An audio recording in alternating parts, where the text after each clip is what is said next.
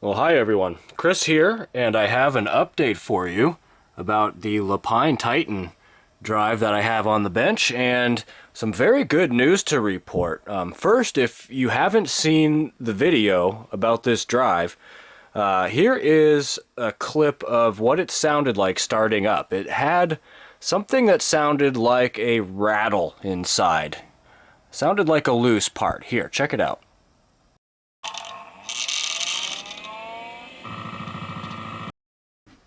You know, as I kept working with this drive, it seemed to get better the more I worked with it, and by the end of the video, the thing was working great. I didn't hear that noise at all. Well, this morning, I went to power this thing up, and here it is hooked up to the 386, by the way, with an RLL format on it. But I went to hook it up, and it was making that darn rattle again. Well, a little bit of troubleshooting, and I figured out what the dang problem was. That thing. Evil, evil power supply. So this thing is a made-in-China beauty. It's a 250 watt supply, and yeah, apparently this thing is making some dirty power on the 12 volt rail. And what that's causing in this drive is a chattering noise. That loose noise is not a part that's loose, but apparently it's actually some chatter coming from the actuators inside.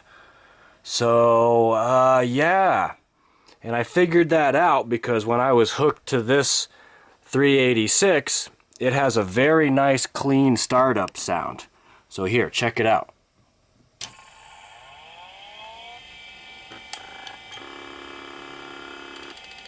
No problem at all, right? So yeah, I just wanted to share this, and hopefully this will help other folks. If you run into these LaPine drives, I'm curious to hear about what sort of condition they're in and whether you can get yours going. I think these stand a really fair chance compared to most drives that these things are probably going to be in working order. Now this one did indeed have like a dual failure mode, and here's a description of it. When I had first started powering this thing, and I've actually had this about 2 years, and I've had a couple of different sessions with it, but it indeed seems to have had some sort of actuators stuck or something that was preventing it from initializing. But eventually, as we saw on my bench, it worked its way free, and then after that, the loose rattle noise turned out to be a power supply problem. Was not anything loose in here at all, and when this thing starts up on clean power, it sounds really nice. So here it is with a 16-bit format on the 386, 16-bit RLL controller, so it has an RLL format, and it seems to have done really well. It's taken the full 32 megabytes, and I'm now thinking about maybe putting this back together in the hard card kit, and maybe perhaps installing that in something. So yeah, that'll be neat. I have an idea for that, but we'll save it maybe for another video. But hey, let me know if you guys come across any of these LaPine Titan drives. I'd love to hear about it. All right, I'll see you soon. Bye.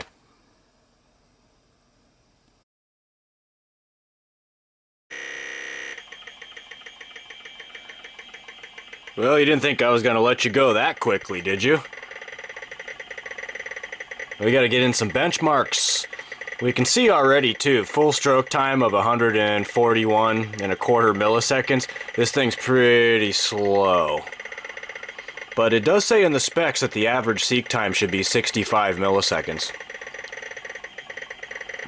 And it's slow. And it's slow. And it's slow. And it's slow. And it's slow.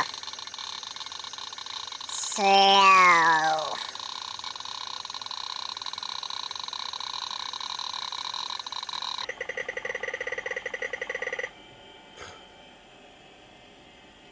"66. There we go.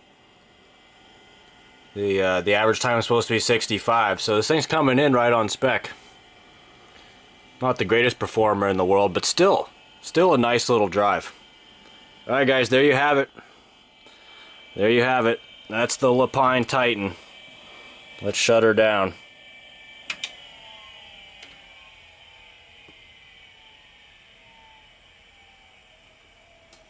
Thanks. We'll see you next time. Bye-bye.